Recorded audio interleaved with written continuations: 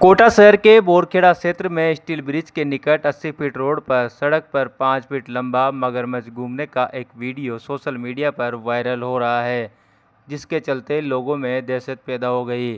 Snake catcher Govind Sharma ने बताया कि 80 फीट रोड के निकट देर रात को मगरमच्छ देखा गया था, जिसको पुलिस कर्मियों ने देखा तो उसे वहां से नहर में भगा दिया।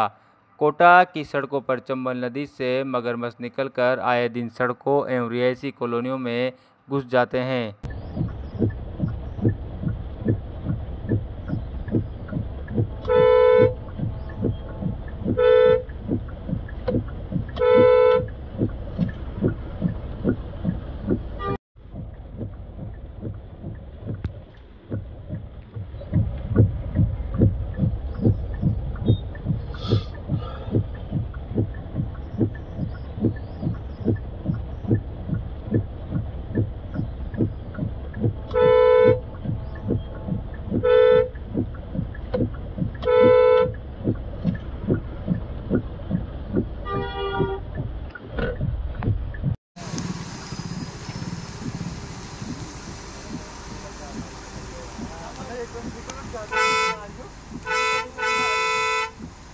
अरे वो डर रहा है बेचारा।